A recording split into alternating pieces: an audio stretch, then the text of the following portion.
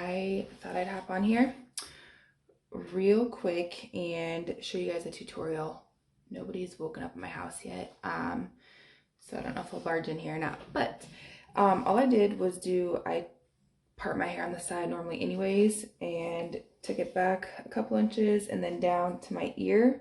This is a cute style, but also I wanted to take the time to actually just do a tutorial on how to Dutch braid and also French braid, and then also just a cute pancake braid. If you don't know how to French braid or Dutch braid, the pancake braid is super cute and no French braiding involved. But to start with the French braid, you take your section of hair, so just a little piece, and this is going to be a side braid. Obviously you can do them back in a single one, double, however you prefer to do it. Part it into 3 sections. Try to make them fairly equal. 3 sections, and then for a regular French braid, so if you got 1, 2, 3, you're taking whatever piece, but an outer piece, doesn't matter which side you start with, and cross it over the top or the middle piece, but you cross over the top of the middle piece, and then the other side that you did not start with, you're crossing over the middle piece as well. So you're weaving them, you're crossing them. And you do that without collecting any hair to start. And I like to hold my middle piece. Typically, I kind of pinch it with my pinky. I grab the piece that's crossed over with my pointer and my thumb finger, and then kind of tuck that, and then grab with my thumb and then my knuckle the piece that I'm working with. And you're just gonna grab a little section of hair from that side and add it to that outer piece. So I've joined it with the outer piece, and for a French braid, I'm taking this outer piece and I'm gonna cross it. So I, again, tuck the outer piece. I tuck it with my pinky and kind of fist right there. And with my pointer and thumb, grab the middle piece, and then I take my other pointer and thumb and grab the outer piece to pull it over. And then I reposition. So I'm gonna put that one under my pinky. I grab these two with my thumb and pointer finger, and then sometimes I'll wrap that around and then grab the other piece here, and I'm going to grab a section of hair, join it to the outer piece, and then I'm going to reposition it, but I'm going to cross it over the middle piece. So with a French braid, you're taking the outer pieces and crossing them over the middle piece. When I get to this the other section, grab a chunk of hair, join it to the outer piece, and cross it over top the middle piece. And you're just going to continue that pattern all the way down. Grab an outer piece or a section of hair to the outer piece, join them, and then you're going to cross it over top the middle section. And you're just going to, like I said, follow that pattern all the way down. Outer section, added some hair, cross it over top. Just speeding the process up here, you can see with the French braid, the braid goes in, and we're just continuing to cross those sections all the way down. And in a second here, I'm going to jump back in and show you how to make a pancake braid. And kind of grab the hair tie and pull it up, and it starts to bunch out like this. And then from there, you're just going to kind of hold some hair down here. Kind of causes a little bit of friction, but you're just going to pull out a little bit on each of the edges. Grab the outer piece and pull, and you're going to do that up. And then you're going to, you can scrunch it up even more and pull. And this is just kind of, you can do like pancaking because it's flattening the braid essentially, but it also kind of gives it some texture and adds the dimension that your hair might be a little thicker than what it actually is, and it just looks kind of cool. But see how the braid up here is super small, and as you work your way up, you can pull it out as far as you want. You don't have to go this far if you don't want to. You can go further if you'd like. It's basically up to you. I mean, I've seen So I'm speeding this process up as well, just showing you how you can pull it all the way out, and that's just pancaking it to add some thickness to your braid. And you can pull it back, pin it, put it in a ponytail, whatever works for you.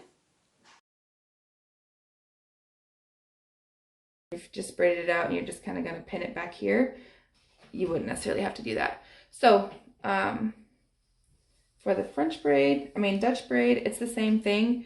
Grabbing hair, and then you are just tucking the pieces underneath instead of going over top. So start with the same little piece of hair section here. You can divide that section into 3 pieces.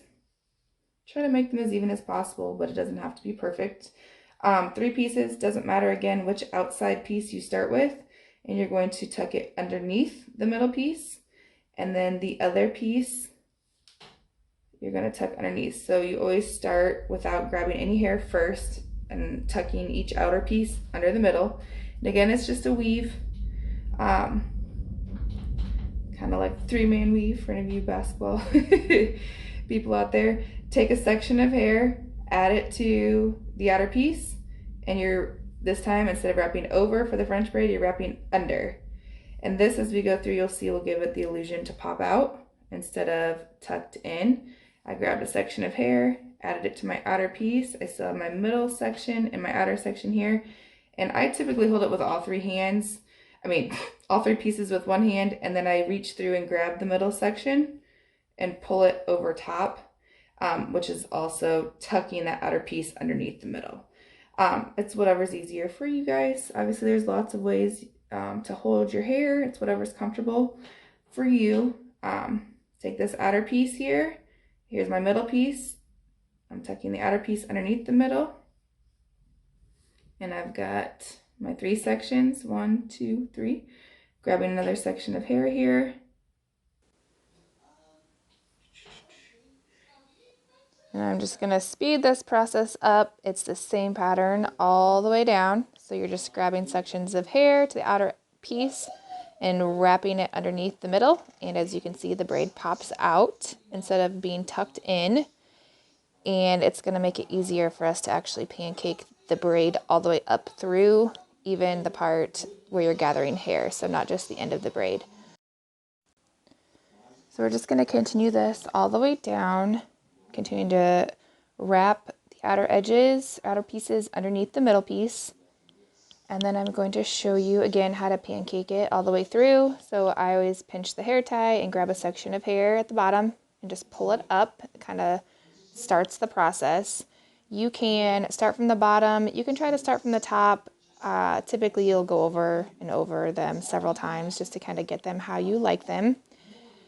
And you're just pulling, if you hang on to that bottom section of hair, like a strand, doesn't matter which pieces of hair, but just gives it some tension, some friction kind of, that allows you to pull those pieces and not have them kind of fall right back into place. And in this case, since the pieces do pop out, we are able to pull them even through the top of the braid, on the areas, even when we added the hair in. So it just gives it a cute popped out look. It's kind of addicting sometimes to see how far you can actually pancake it out, and you can pull it back again, pin it, add it to a ponytail, whatever works for you. And last but not least here, we are just doing a simple pancake braid. So there is no French braiding, no adding any hair at all whatsoever to this braid. What I was doing is kind of a triangle. I kept the same part, but I kind of slanted the part here to form a triangle. That way if I wanted to pull it straight back, I could. If you wanted to go down the side, you very well could, and just kind of use the same part that we used for the French braid or the Dutch braid, and you're just simply braiding.